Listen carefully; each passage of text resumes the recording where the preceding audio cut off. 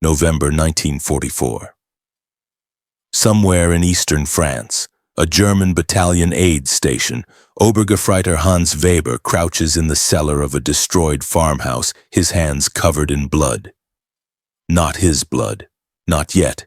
He's a sanitator, a Wehrmacht medic, and he's been doing this for 3 years. Poland, France, Russia. Now France again, retreating this time.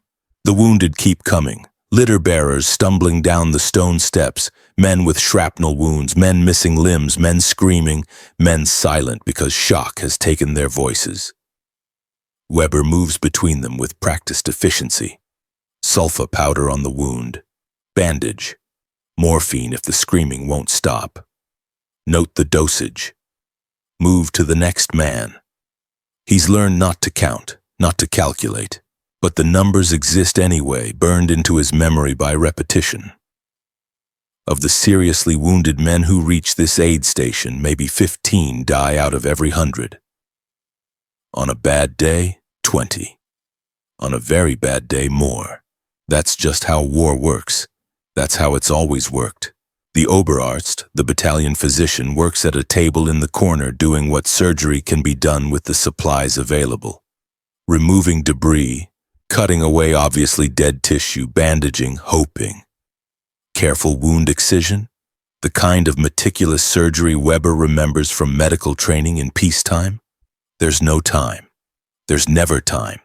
Clean the wound as best you can. Sprinkle sulfa powder. Stitch it closed. Hope the man survives the journey to the Feldlazaret, the field hospital, 5 kilometers back. Weber doesn't have plasma. He ran out 2 days ago. The supply convoy that was supposed to arrive yesterday didn't arrive. Maybe it was destroyed. Maybe it went to another unit. Doesn't matter, he makes do. Saline solution, blankets for shock, morphine for pain. The mathematics of death are simple, predictable. 15 men die here. 15 more might die at the Feldlazaret or during transport. Another 20 might die from infections that develop later. This is war. This is normal. Then the American artillery finds them. The first shell hits the farmhouse above. Stone and timber collapse into the cellar. Dust fills the air. Men are screaming, new screaming added to the old. Weber feels something hot tear through his left shoulder. He looks down, blood spreading across his tunic, shrapnel. The second shell hits closer. The ceiling caves in. Weber remembers falling, remembers darkness. He wakes to American voices, not German, not the familiar cadences, American English. He knows enough to recognize it. Weber opens his eyes. He's on a litter, moving. 4 American soldiers carrying him. One of them sees he's awake and says something. Weber doesn't understand the words, but the tone is clear. You're okay. We've got you. They bring him into a tent, large, well lit, organized and full of wounded Americans. Weber's shoulder throbs, but his mind is clear enough to observe, to count, old habits.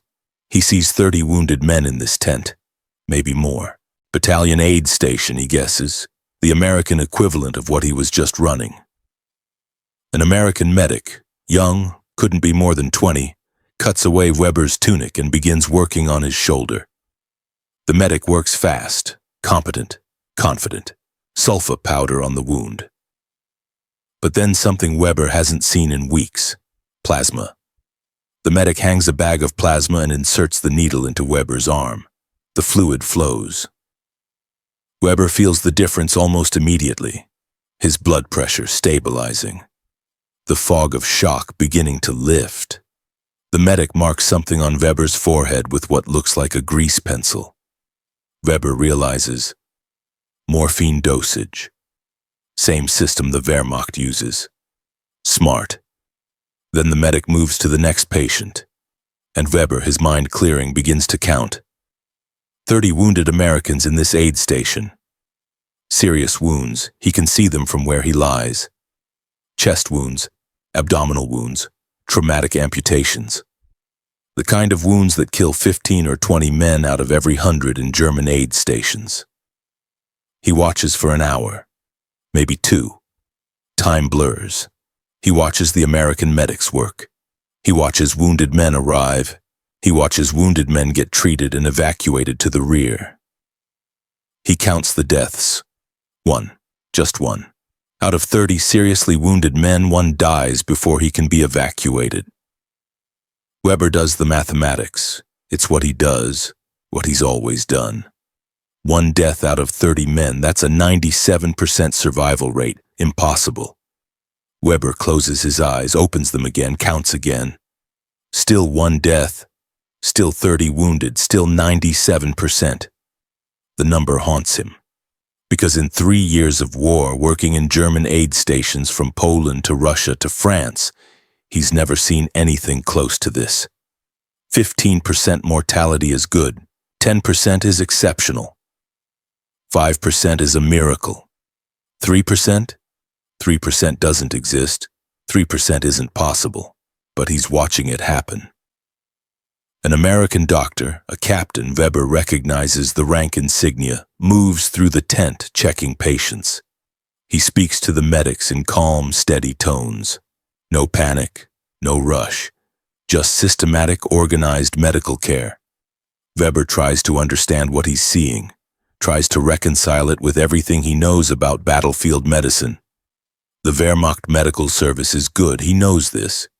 German military medicine has a reputation, standards, training, tradition going back to Frederick the Great.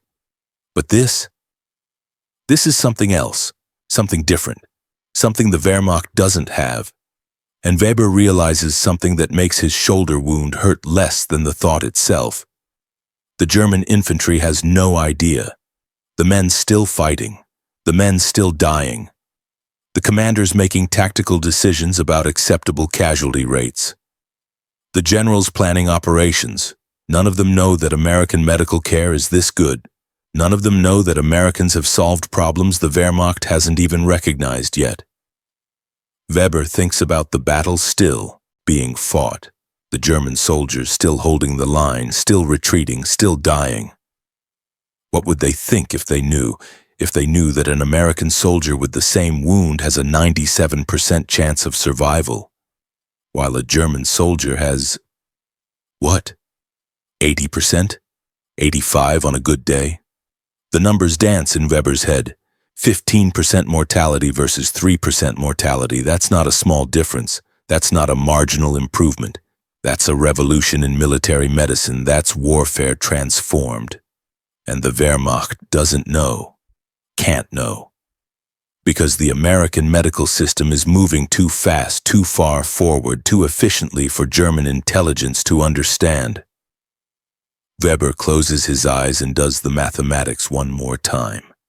97% survival. In World War I, his father's war, only 4 wounded soldiers out of every 100 survived to receive medical treatment and live.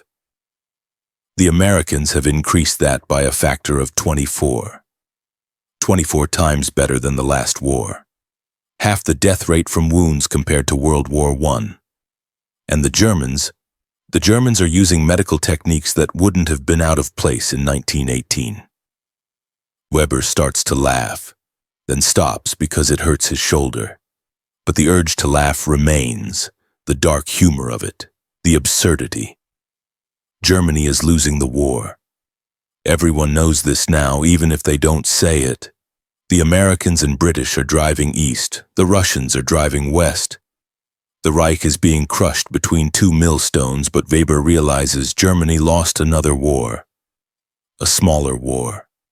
A quiet war. A war nobody's talking about, the medical war. The Americans won it maybe years ago. And the Wehrmacht never knew the battle was happening.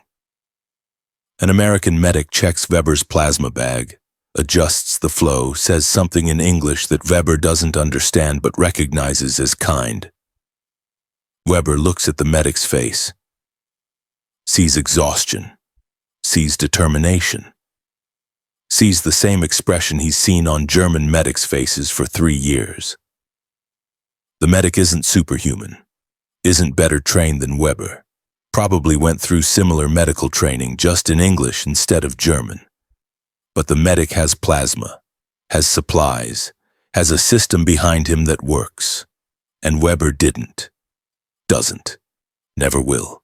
The mathematics are clear, brutal, undeniable, 97% survival. Weber closes his eyes and tries to sleep. But the number won't leave him alone. 97%. December 1944. Belgium, the Ardennes forest. Private James Chen crouches in a foxhole, his aid bag pressed against his chest.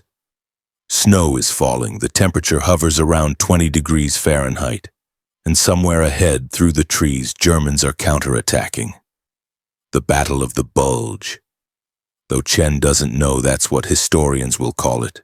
Right now it's just artillery and small arms fire and men screaming. Chen is a combat medic with the 90th Infantry Division. 22 years old. Born in San Francisco. Trained at Fort Sam Houston, Texas. 16 weeks of medical training that turned him from a civilian into something the Army desperately needs. A battlefield first responder. The training was brutal. 8 weeks to get certified as an emergency medical technician. 8 more weeks of combat medical training. Simulated wounds, simulated chaos. Live ammunition fired over their heads to teach them to work under fire. Chen's instructors were veterans. Men who'd been to North Africa, Sicily, Italy. Men who'd seen what worked and what didn't. Men who drilled into Chen's head one simple fact. Speed saves lives.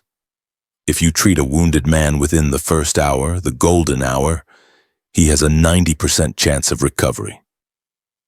After 8 hours, 25%. Speed. Speed is everything. Chen hears it now. The cry he's been trained to respond to. The cry that makes him move before his conscious mind registers the words. Medic! Chen's out of the foxhole before he thinks about it. Running, low, using trees for cover. The aid bag bangs against his hip. More machine gun fire. Snow kicks up to his left, too close. Medic! Medic! Chen sees him, 30 yards ahead. A rifleman from 2nd Squad, on his back in the snow. Both hands pressed against his abdomen, blood spreading dark against the white snow. Chen runs, slides into cover next to the wounded man like a baseball player stealing second base. The soldier's name is Henderson. Chen knows this because he knows everyone in the company. Has to know them. Has to be able to find them in the dark. I got you, Henderson, Chen says. His voice is calm, steady, the voice they taught him to use. I got you. Henderson's eyes are wide, panicked, going into shock. Chen sees the wound now. Shrapnel, abdominal, bad, very bad. Chen's hands move automatically, training taking over. No time to think, just act. First, tourniquet if needed. This is abdominal, no tourniquet possible, so control bleeding. Chen tears open Henderson's jacket, rips away the shirt underneath. The wound is ugly. Shrapnel has torn through the lower right abdomen, intestines visible. Chen grabs a field dressing from his aid bag, presses it hard against the wound. Henderson screams. I know, Chen says. I know it hurts. Stay with me. Second, sulfa powder. Chen tears open a packet with his teeth and dumps the entire thing onto the wound. Sulfanilamide. Antibiotic in powder form. Won't prevent all infection, but it'll slow bacterial growth. Buy time. Third, morphine. Chen pulls a syringe from his aid bag. Morphine tartrate.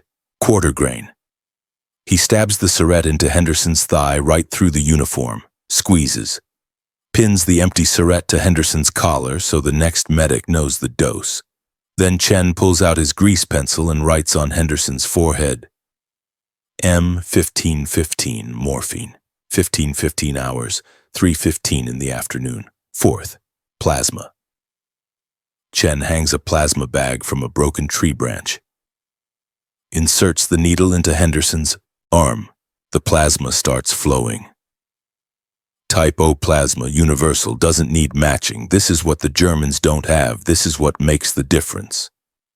Henderson's blood pressure is dropping. Shock is setting in. Without plasma, Henderson would die before reaching the aid station.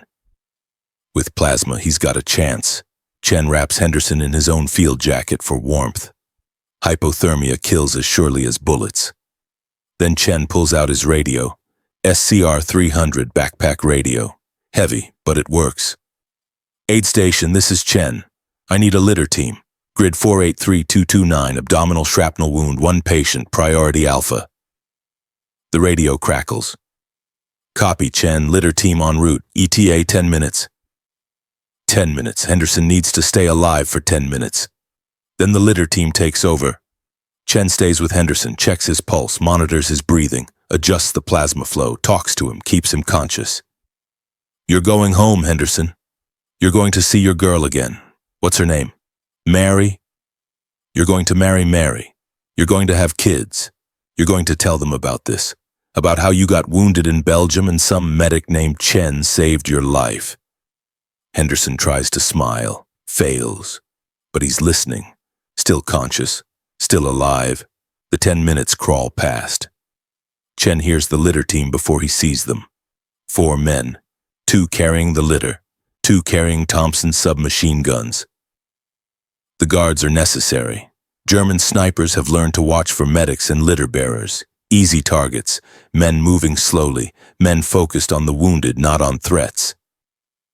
The guards provide cover fire if necessary, keep the bearers alive, keep the wounded alive. The litter team arrives, they're fast, efficient. They've done this dozens of times. They lift Henderson onto the litter, gentle, careful. Chen gives them the quick briefing. Abdominal shrapnel, quarter-grain morphine at 1515, sulfa powder applied, plasma running, blood pressure weak, pulse 120, breathing shallow. The litter team leader nods. We got him. Battalion aid? Straight there, Chen says. He needs surgery. The litter team moves out. 2 men carrying the litter, 2 guards watching the flanks, moving as fast as they can through snow and trees. Chen watches them go. Calculates time. 300 yards to battalion aid station. 10 minutes, maybe 15 in this terrain. Henderson will make it. Chen knows this. Henderson will reach the aid station alive.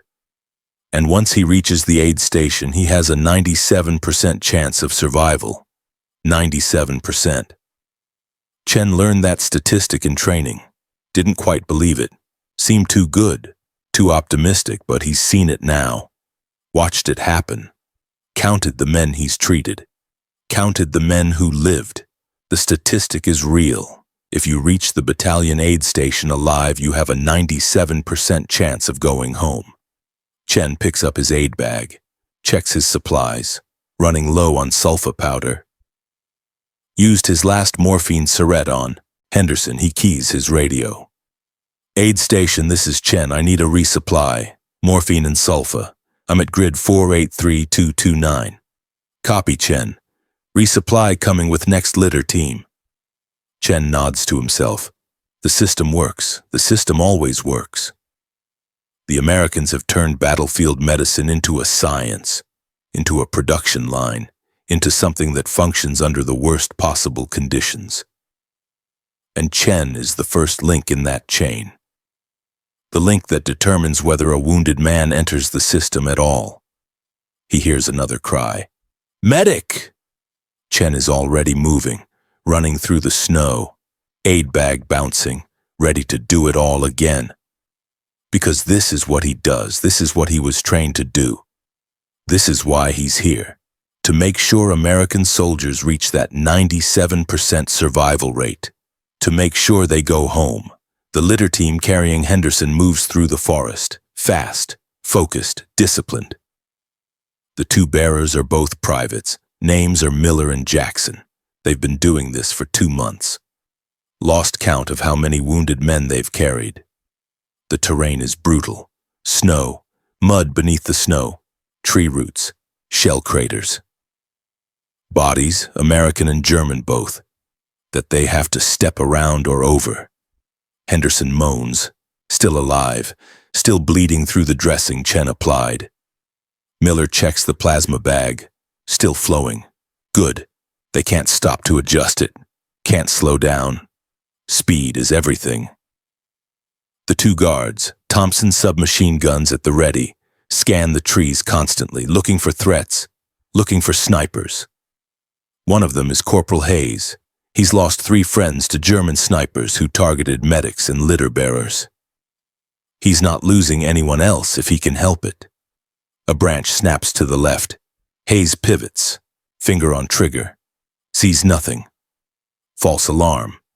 But he stays alert. 300 yards becomes 200. 200 becomes 100. Miller's arms burn. The litter isn't heavy, maybe 180 pounds with Henderson and equipment. But carrying it this distance, this fast in this terrain, it takes everything. Jackson stumbles, catches himself, keeps moving. Henderson groans.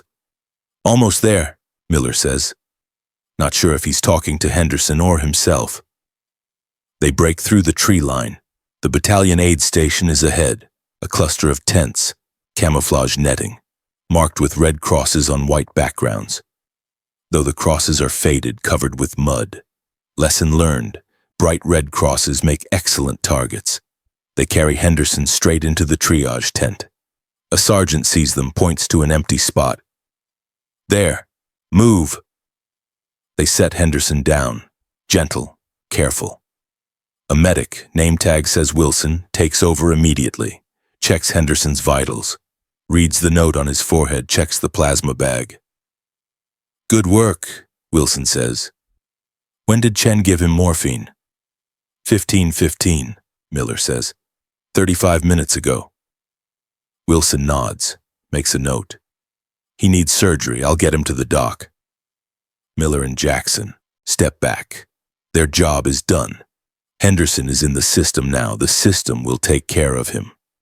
They walk outside, hands shaking from exhaustion and adrenaline. Light cigarettes with trembling fingers. Think he'll make it? Jackson asks. Miller looks back at the tent, at the organized chaos inside, at the medics and doctors working with practiced efficiency.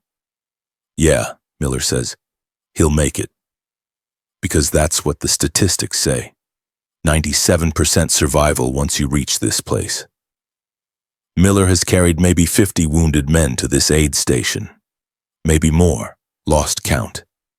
He's seen 2 die before they could be evacuated further back, just 2. Out of 50.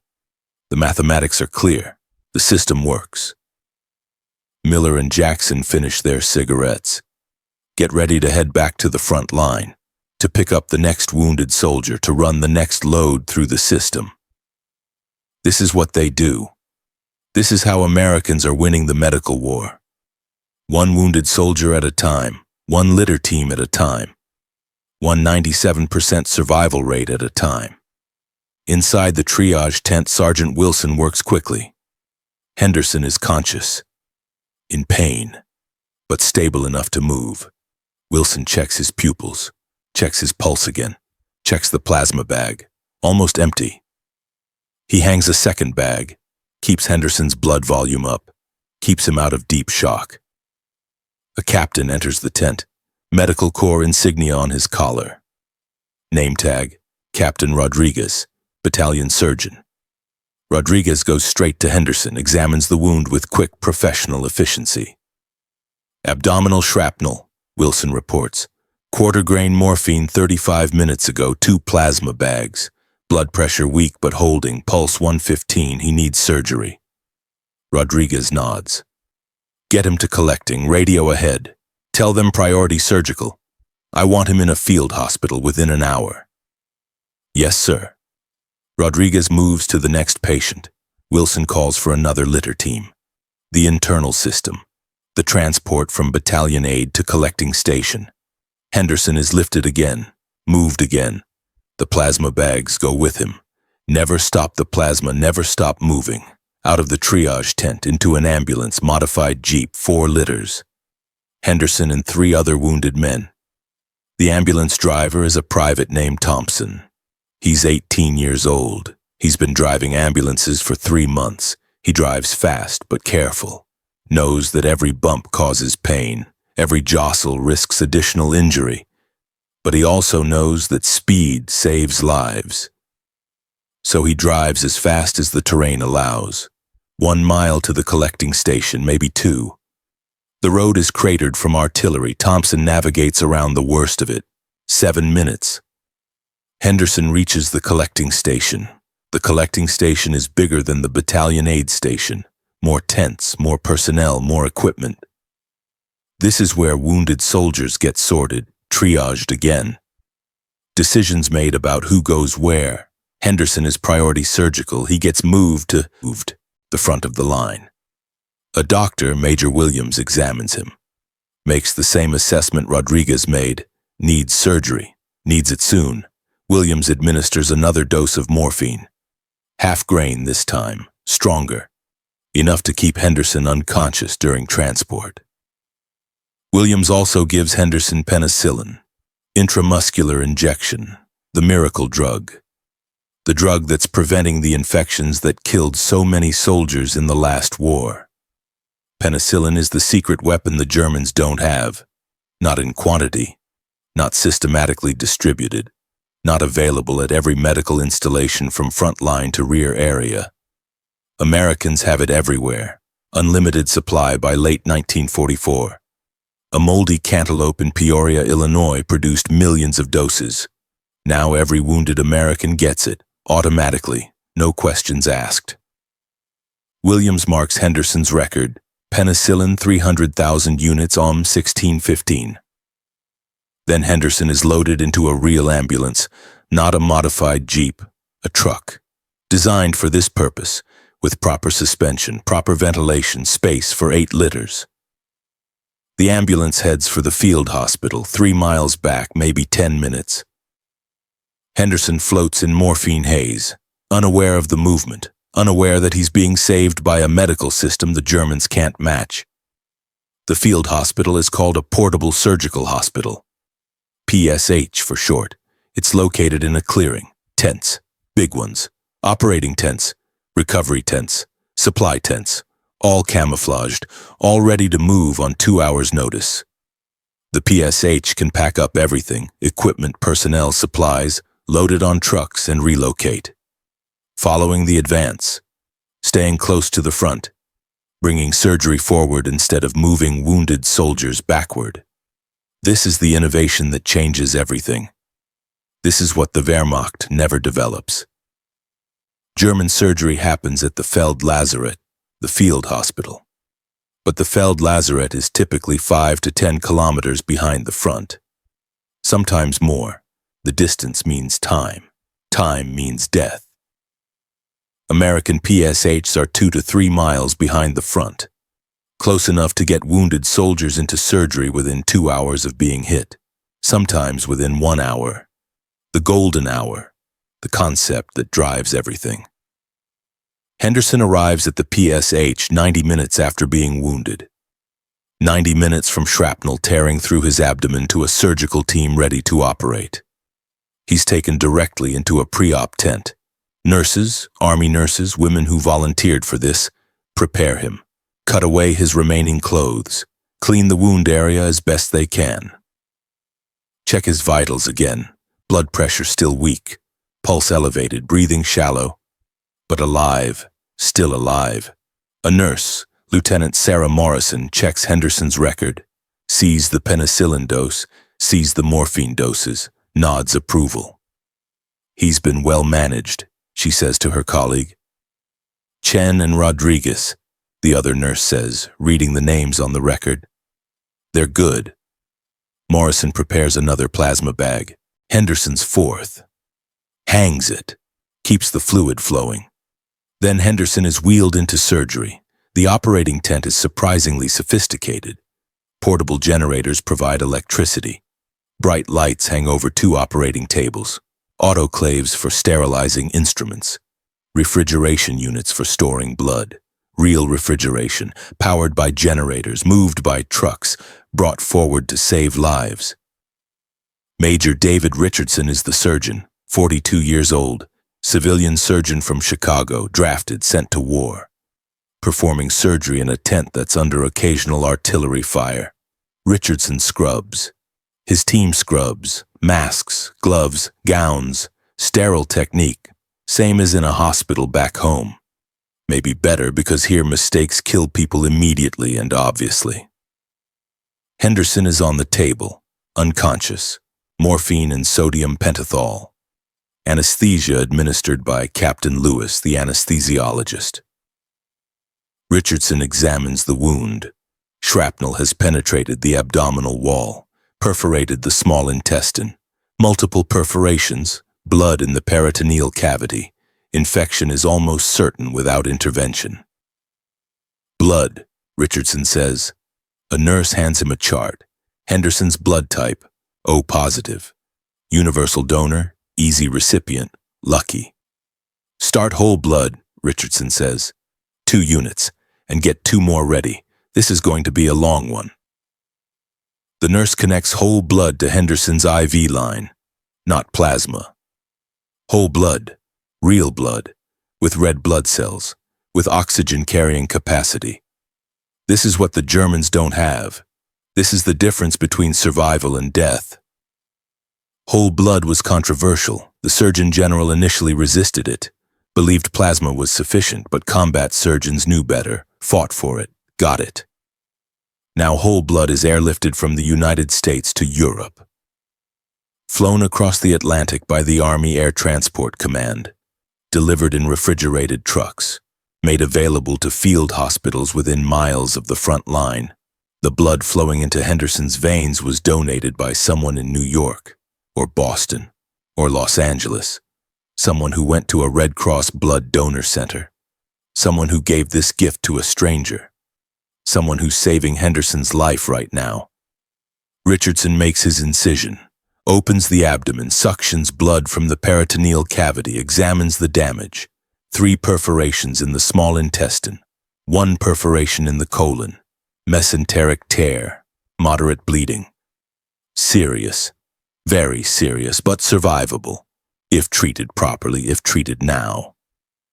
Richardson works methodically, carefully, debrides devitalized tissue, removes shrapnel fragments, repairs the intestinal perforations with careful sutures, repairs the colon, repairs the mesenteric tear, irrigates the peritoneal cavity with saline, checks for additional damage. How's he doing? Richardson asks Lewis. Blood pressure stabilizing, Lewis reports. Pulse 100. We're at 4 units of blood, holding steady. Good, keep it coming. Richardson continues, working. The surgery takes 2 hours, 2 hours of meticulous repair work, 2 hours of careful suturing, 2 hours of giving Henderson a chance. In a German field hospital, if Henderson were German, if he survived long enough to reach a German Feldlazaret, the surgery would be different, faster, less thorough, because German surgeons are overwhelmed, understaffed, undersupplied. A captured German surgeon later admits, I performed only 4 or 5 careful wound excisions in as many years of war surgery. 4 or 5 in years. Richardson performs careful wound excisions multiple times every day, sometimes a dozen in one day. This is standard procedure. This is American military medicine in 1944. The difference isn't skill. German surgeons are competent, well-trained, professional. The difference is system, resources, supply, doctrine. Americans have decided that every wounded soldier deserves the best possible surgery. And they've built a system to deliver it, forward, fast, with no compromises. Richardson finishes, closes the abdomen, layer by layer, careful closure, reducing infection risk, giving Henderson the best chance. Penicillin, Richardson says 600,000 units, IM. The nurse administers it, another massive dose, penicillin coursing through Henderson's bloodstream, attacking bacteria before they can establish infections, preventing peritonitis, preventing sepsis, preventing the infections that killed soldiers by the thousands in previous wars. Henderson is wheeled to recovery, still unconscious, but alive. Still alive, Richardson strips off his gloves, washes his hands, sits down for 90 seconds. The only break he'll get before the next surgery, Because there's always another surgery, there's always another wounded soldier. The war produces them. The medical system saves them. Richardson thinks about the statistics. He knows them, studied them. 97% survival rate for wounded soldiers who reach battalion aid stations. 97%. In World War I, only 4% of seriously wounded soldiers survived. 4% to 97% in one generation.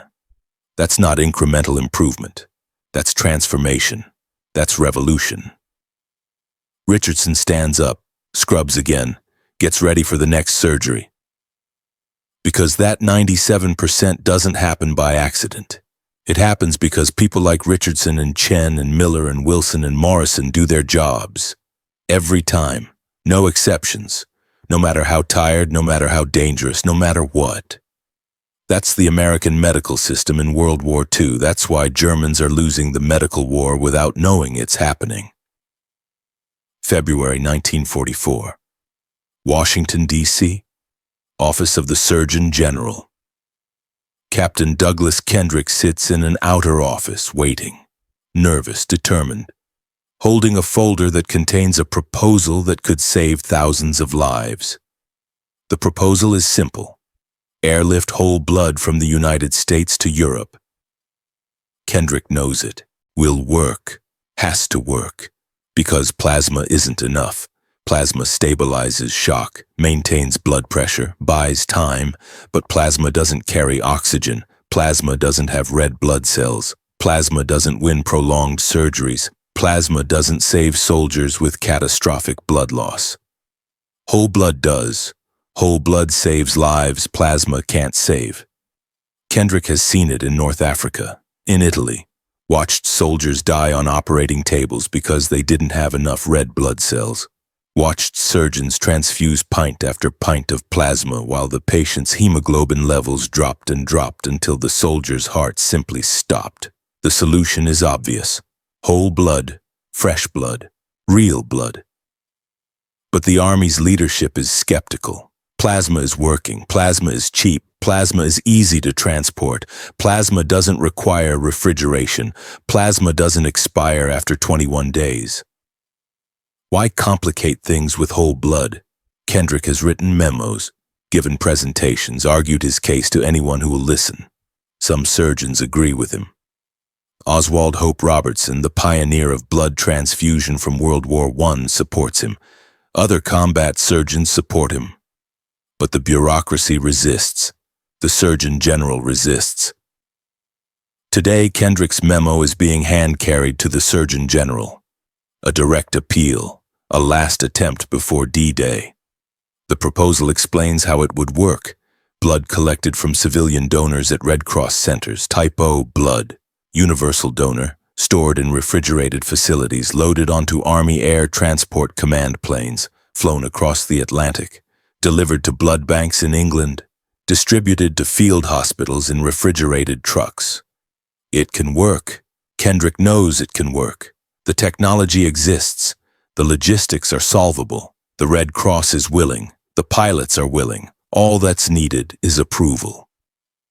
A colonel emerges from the inner office, looks at Kendrick, hands back the folder. The Surgeon General has reviewed your proposal, the colonel says. His voice is flat, bureaucratic. It is rejected. Plasma is adequate for our needs. Whole blood airlift is unnecessary and logistically complicated. The decision is final. Kendrick takes the folder, feels the weight of it, feels the weight of all the soldiers who will die because of this decision. Sir, Kendrick says carefully, casualties in North Africa and Italy are running higher than expected. Plasma isn't enough for major surgeries. Soldiers are dying on operating tables because... Captain, the colonel interrupts. The decision is final. Dismissed. Kendrick salutes. Leaves. Takes his rejected proposal with him. But he doesn't give up. Won't give up. Because he's right. And he knows he's right. 3 months later, April 1944. The casualty reports from Italy are devastating. Operation Shingle, the Anzio landing, has produced more wounded than expected. The fighting is brutal, prolonged, bloody, and the casualties are dying, not from lack of plasma, not from lack of surgery, but from lack of blood, real blood, whole blood.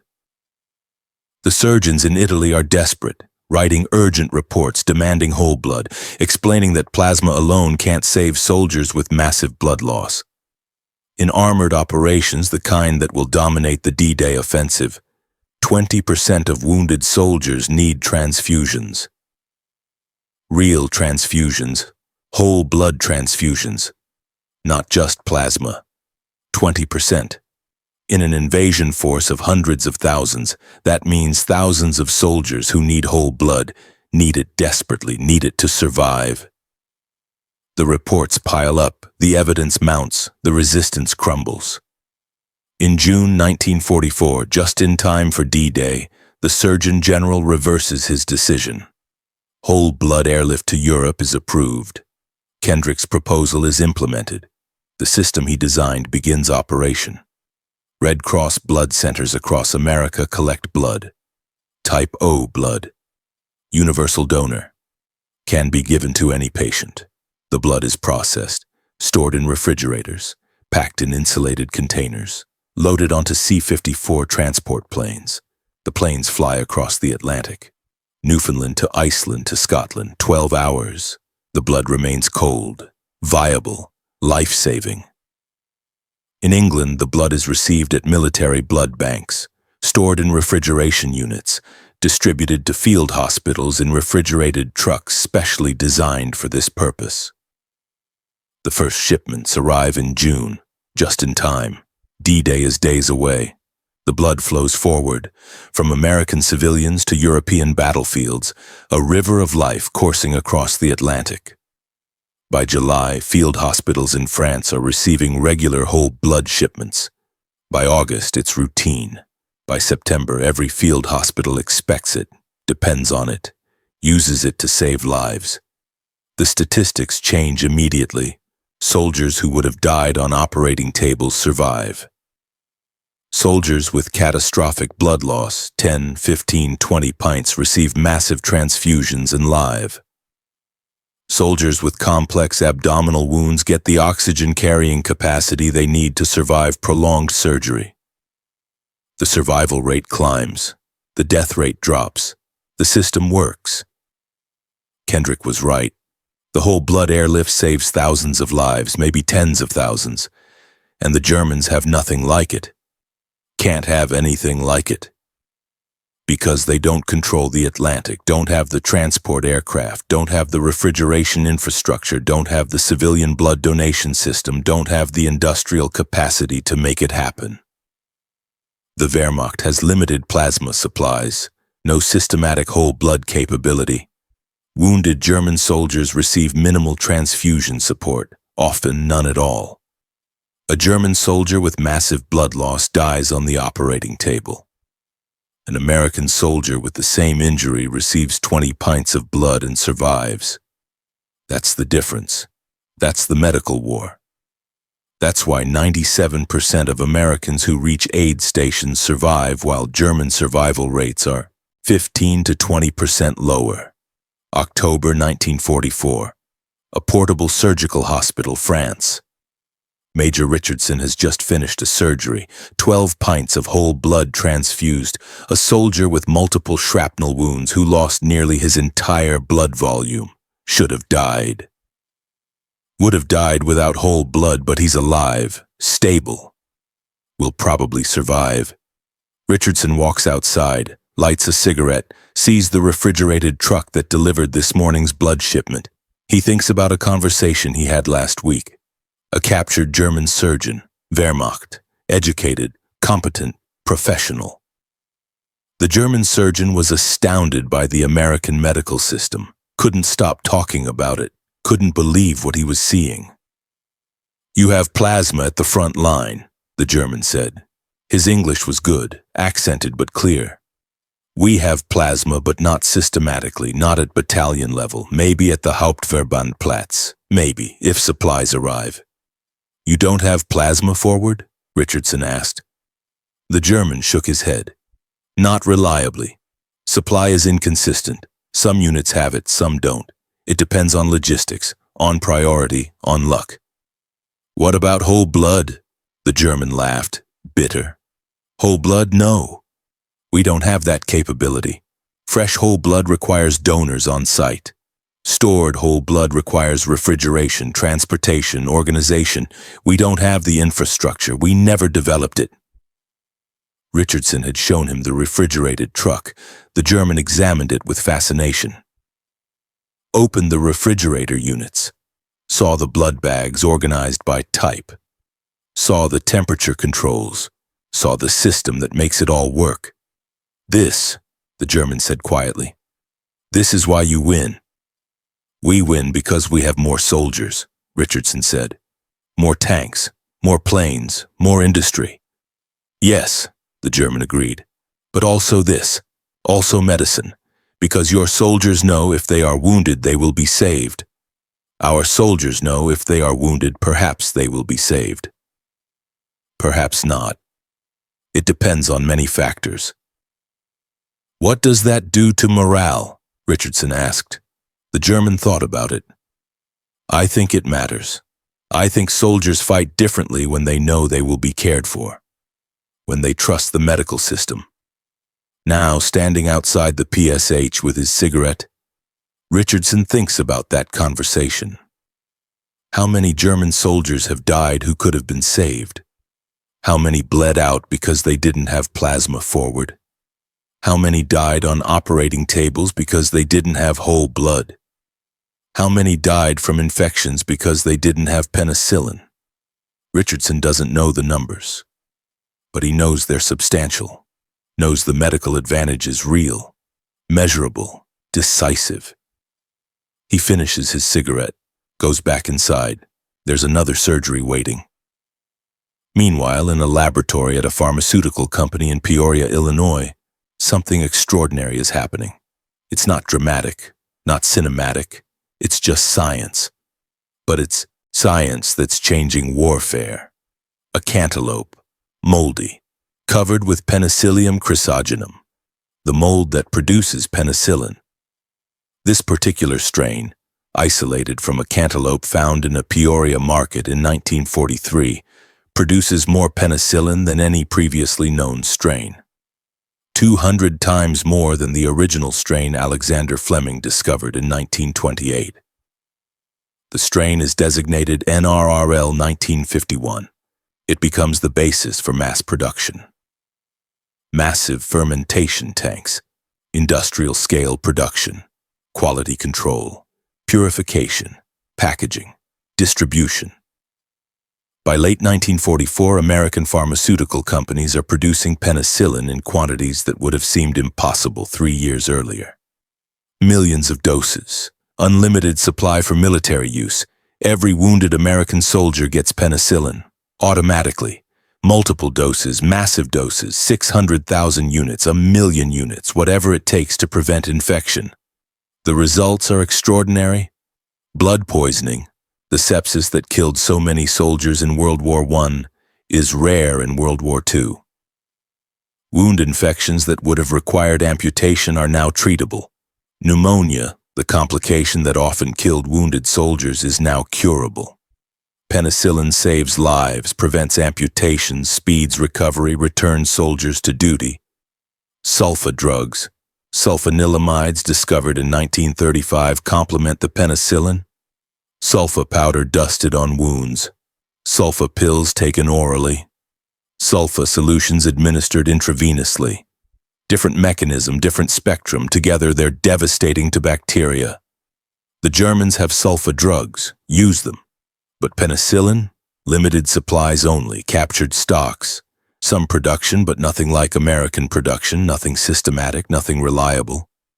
A German soldier wounded in France might get sulfa drugs. Probably will, actually, but penicillin?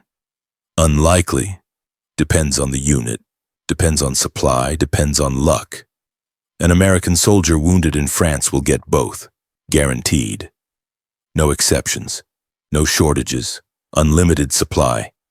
That's the difference. That's part of the 97% survival rate. That's the medical war the Germans are losing.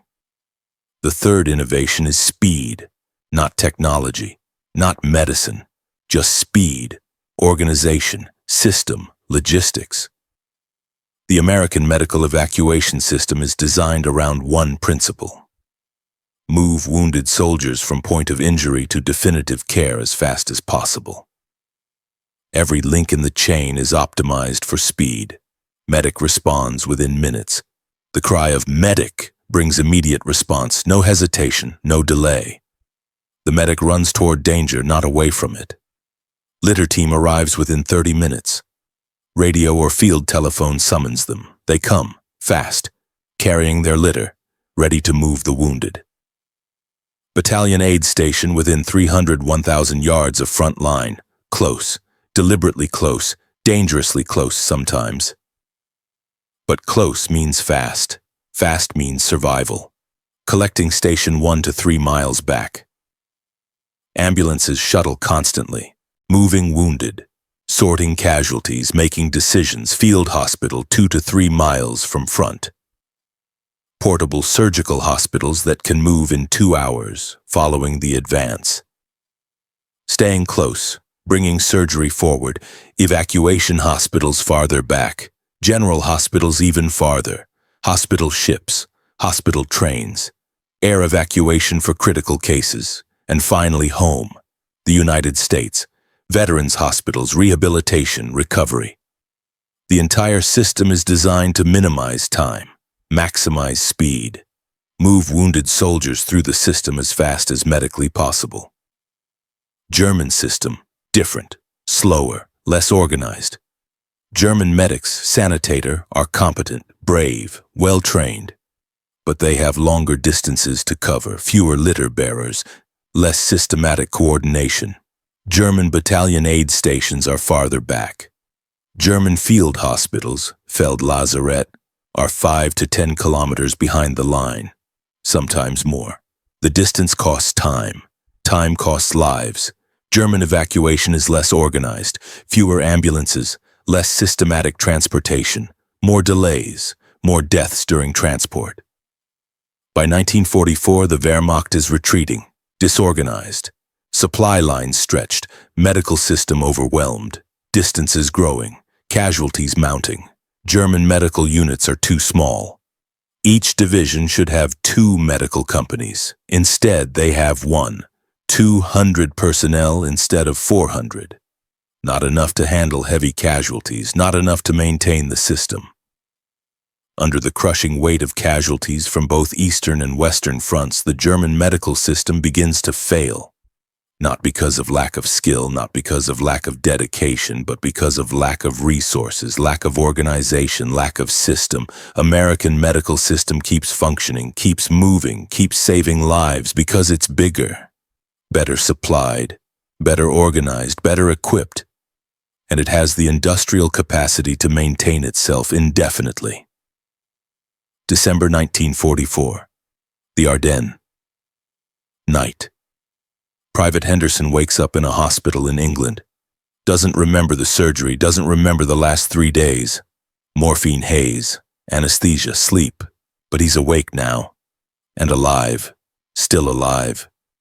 A nurse sees him moving, comes over, smiles. "Welcome back, soldier. How do you feel?" Henderson thinks about it. "Hurts," he says. His voice is weak, raspy. "I'll bet," the nurse says. She checks his vitals, checks his wound dressing, checks his chart. "You had major abdominal surgery 3 days ago. You're doing remarkably well. The doctor says you'll make a full recovery." Henderson processes this. Surgery, 3 days. Recovery. "Where am I?" he asks. "England. You were evacuated from France 2 days ago. Air transport." England, Henderson tries to remember. Remembers snow, remembers pain, remembers the medic, Chen, was that his name, working on him. Remembers being carried, remembers nothing after that until now. "Am I going home?" he asks.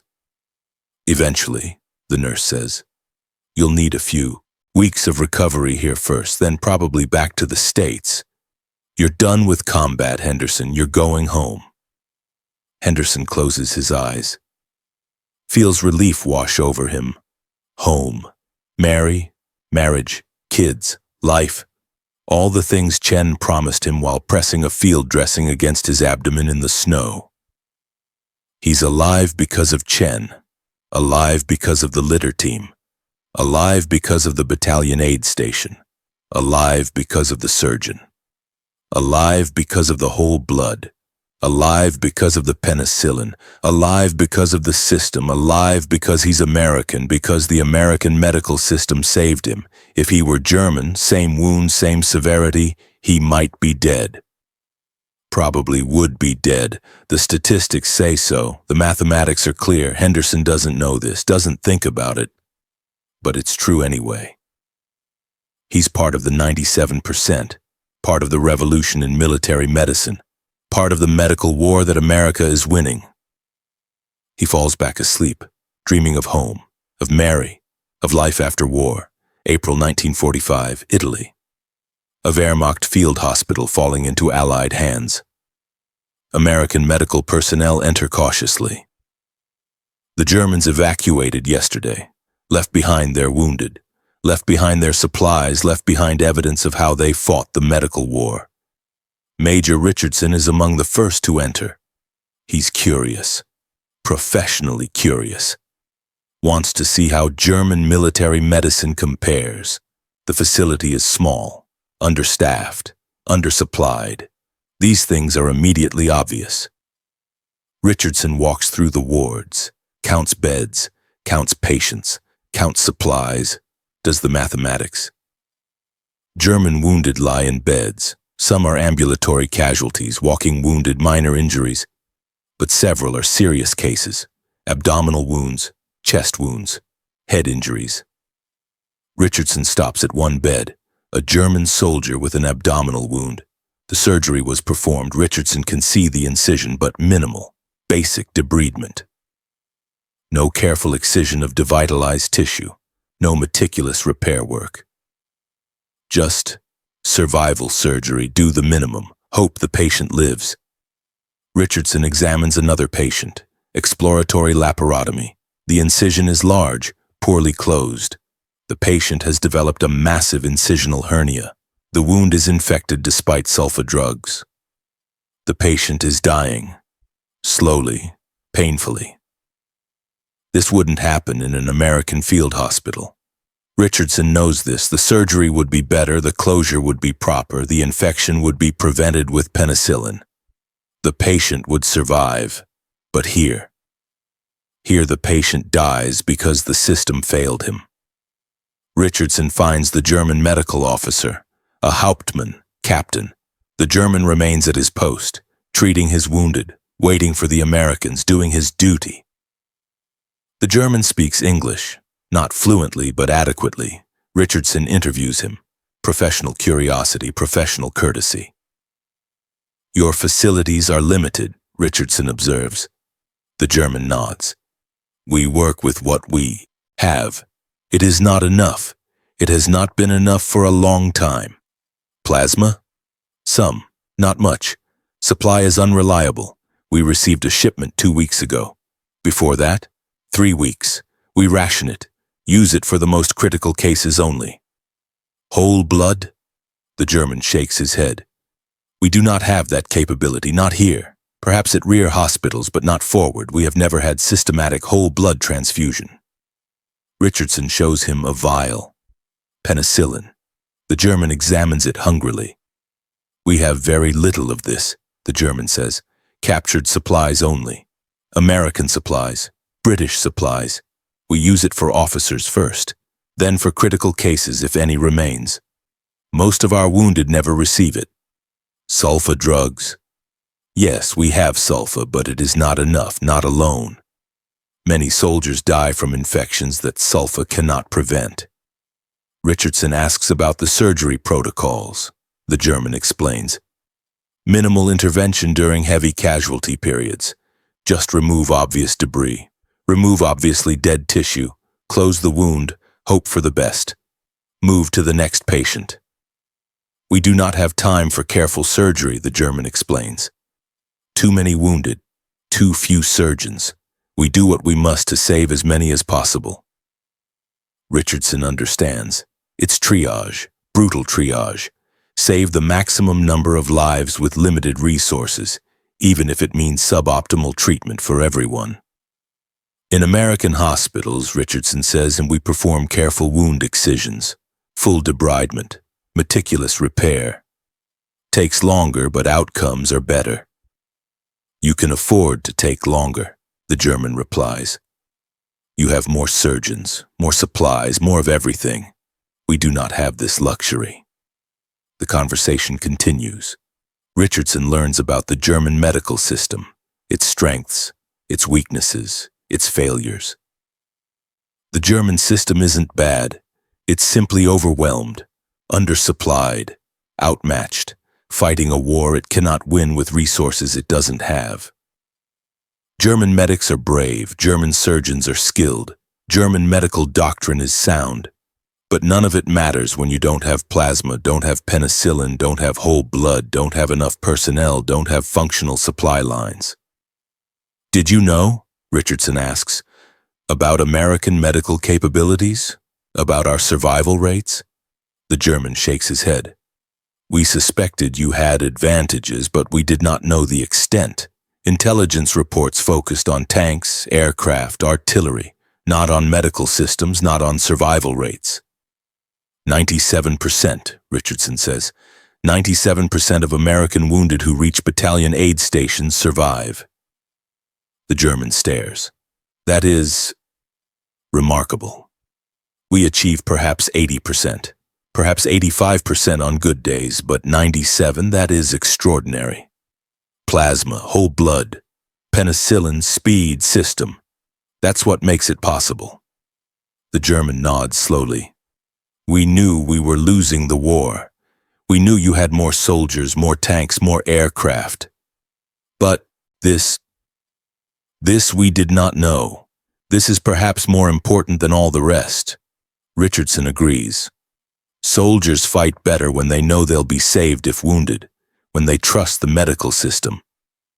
Yes, the German says, that is true. And our soldiers?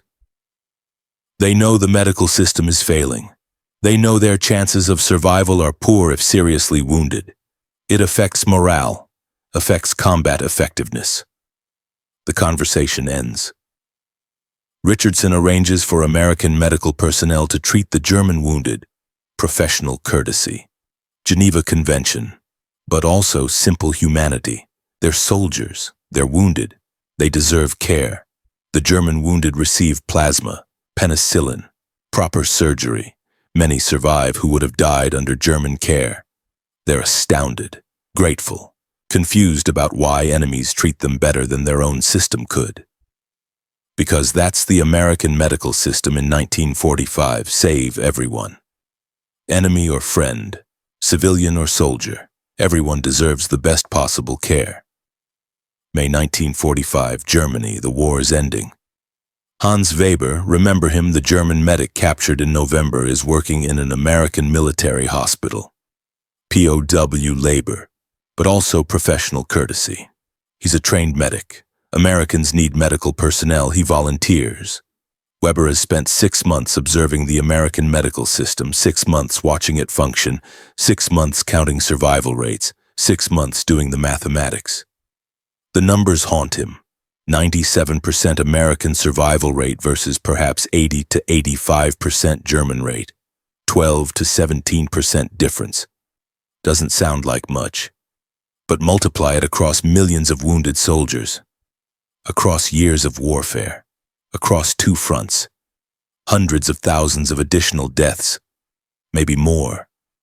Germans who died because the medical system couldn't save them.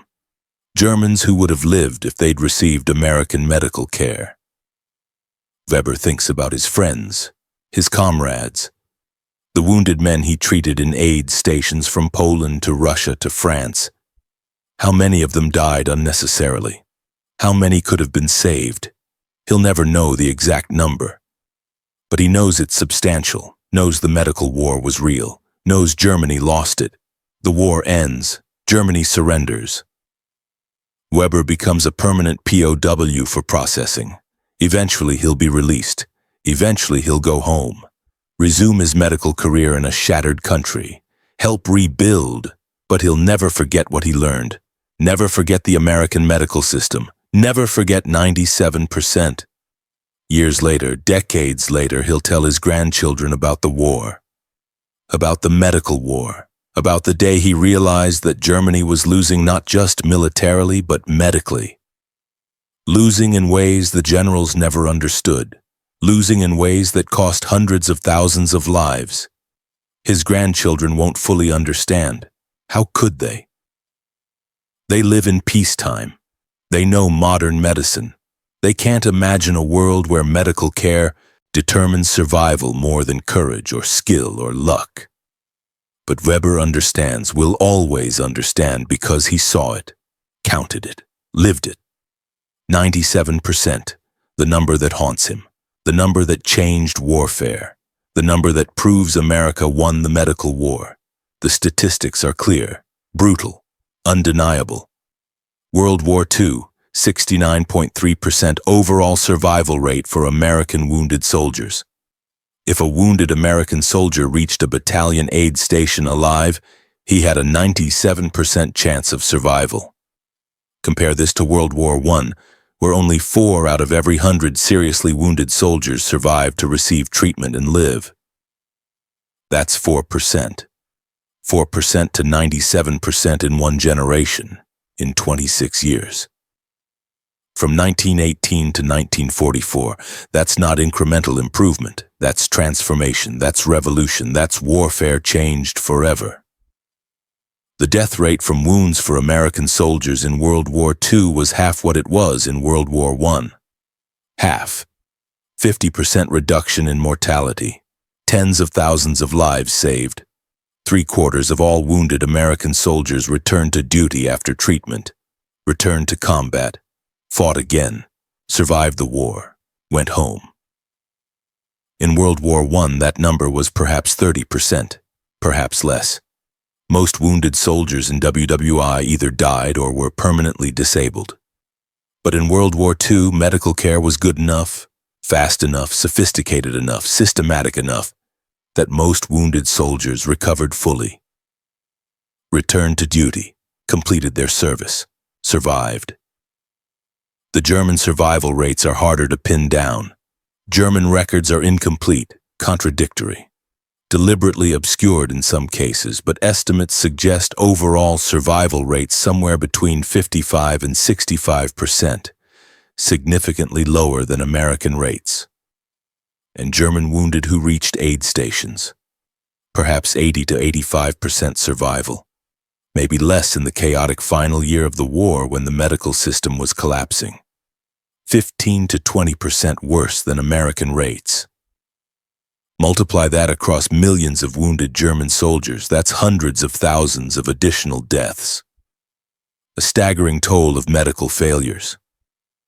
What made the difference? 3 factors, 3 innovations, 3 elements that combined to create the 97% survival rate. First, plasma and whole blood. Plasma prevented shock, maintained blood pressure, bought time, got wounded soldiers to surgery alive. Whole blood provided oxygen carrying capacity, enabled massive transfusions, saved soldiers with catastrophic blood loss, won prolonged surgeries.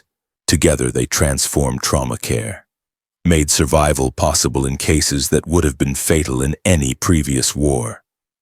The Germans had limited plasma, no systematic whole blood capability.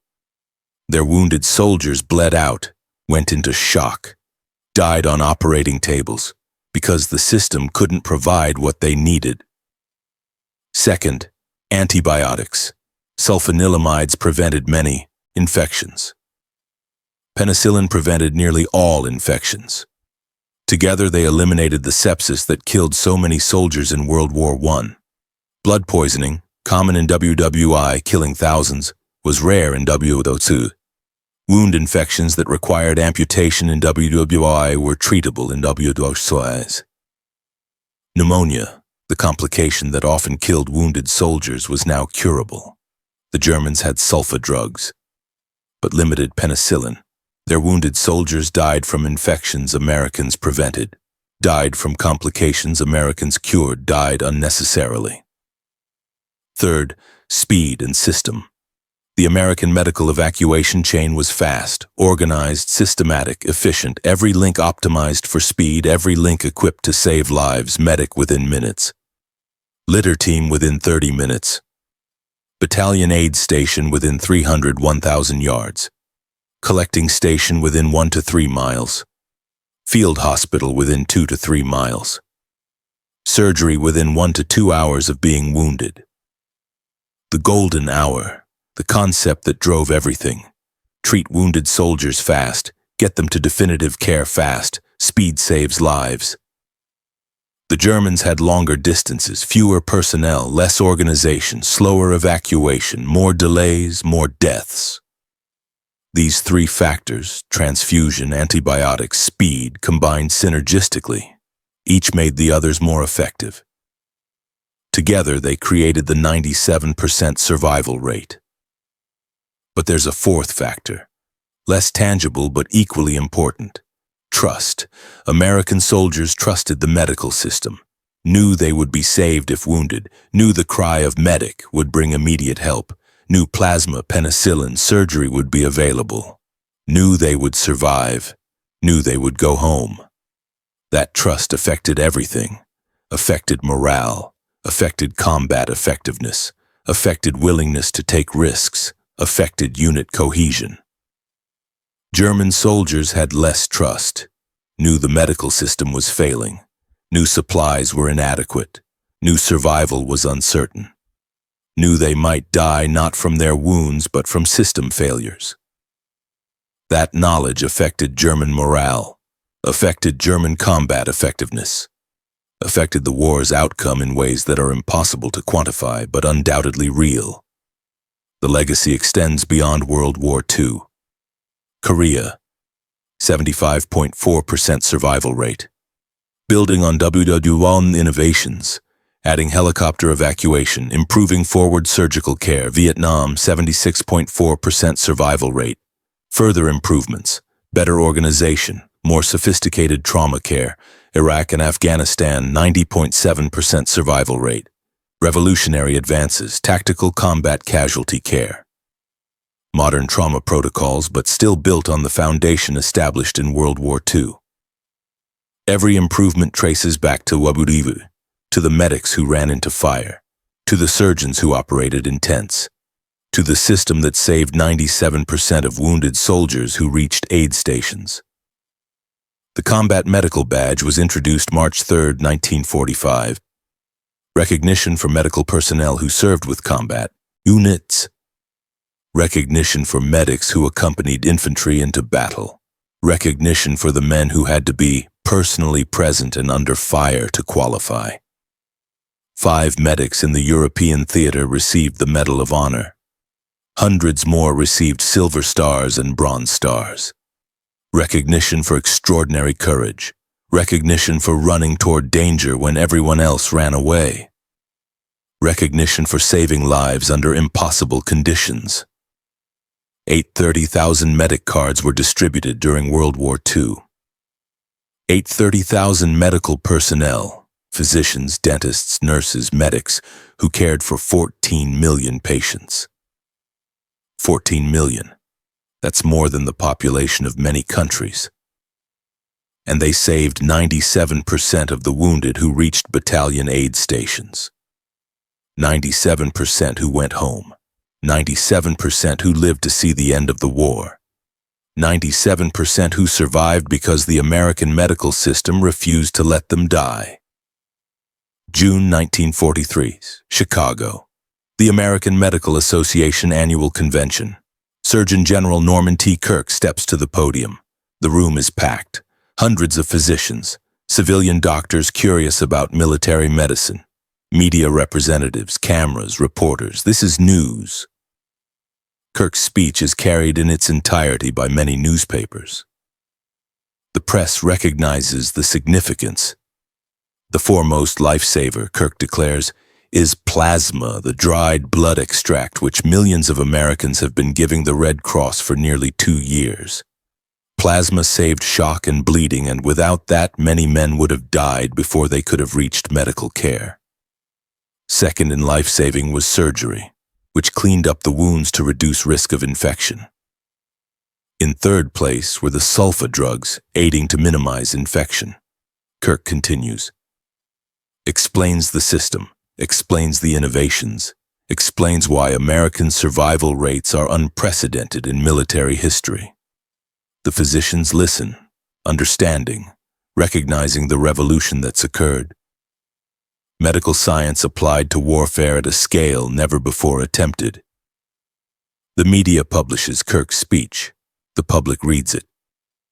Understands, perhaps for the first time, that the war effort includes a medical dimension, that saving lives is as important as taking territory, that the blood donated at Red Cross centers is flowing through the veins of soldiers in North Africa, Italy, eventually France and Germany.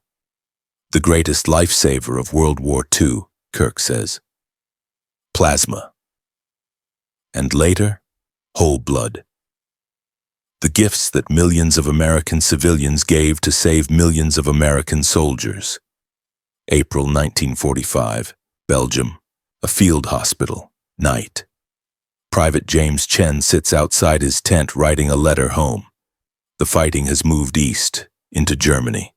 The field hospital moved with it, following the advance, staying close, still saving lives. Chen has been a combat medic for 8 months. Feels like 8 years. He's treated hundreds of wounded men, maybe more, lost count. He's watched men die, not many, but some. Men who were too badly wounded. Men who didn't make it to the aid station. Men whose injuries were beyond even the American medical system's ability to save. But mostly he's watched men live. Watched them survive wounds that would have killed them in any previous war. Watched them get evacuated. Watched them go home. Chen thinks about Henderson, the soldier with the abdominal wound. Chen got a letter last month. Henderson survived. Recovered in England. Shipped home. Medical discharge. Going to marry Mary. Going to have kids. Going to live. Because Chen ran through machine gun fire. Because he had plasma. Because the litter team arrived fast. Because the system worked. Chen folds the letter. Addresses it. Tomorrow he'll mail it. Let his family know he's alive. Still alive. Still doing his job. He hears a sound. Distant. Familiar. Artillery. The war continues. The wounded continue. The work continues. Chen stands, picks up his aid bag, checks his supplies, plasma, morphine, sulfa powder, bandages, everything he needs to save the next life. Somewhere out there someone will cry, "Medic!" And Chen will run toward that cry, will run toward danger, will run to save another soldier, will add another name to the 97% who survive. Because that's what he does. That's what they all do. Medics, surgeons, nurses, litter bearers, ambulance drivers, blood donors back home, everyone in the chain, everyone in the system, they save lives, 97% of lives, an unprecedented survival rate, a medical revolution, a war within a war. And somewhere in Germany, Wehrmacht soldiers are still fighting, still dying, still unaware that the Americans have a medical advantage they can't match. Still unaware that American wounded have a 97% chance of survival while German wounded have perhaps 80%. Still unaware that they're losing the medical war. The German infantry never knew, never understood, never realized that when an American soldier cried, "Medic," it meant a 97% chance of going home, while a German soldier crying "Sanitator" meant less. Significantly less, fatally less. Somewhere in France, in a military cemetery, white crosses mark the graves of American soldiers who didn't make it. The 3%. The soldiers who died despite everything the medical system could do. But next to that cemetery, invisible, are the graves that don't exist. The soldiers who would have died in any previous war but lived in this one. The 97% who survived. The tens of thousands who went home because American medicine refused to let them die. Those invisible graves represent the medical war. The quiet war. The war that determined survival more than courage, more than tactics, more than luck. The war that America won. The war that Germany lost. The war that the German infantry never knew was happening. A medic runs through artillery fire, plasma bag in his hand, morphine syrettes in his pocket, sulfa powder in his aid bag, running toward a wounded soldier, running toward the cry of medic. Behind him, invisible, stretches a chain, litter bearers, aid stations, field hospitals, surgeons, blood donors. A system designed to save lives, a system that works, a system that saves 97% of the wounded. The medic reaches the wounded soldier, drops to his knees, begins treatment. Fast, efficient, confident. Because he knows the system works, knows the soldier will survive, knows they're winning the medical war. The cry of medic echoes across the battlefield. The cry that meant hope, the cry that meant survival, the cry that meant 97%, the cry that changed warfare forever, and the German infantry never knew.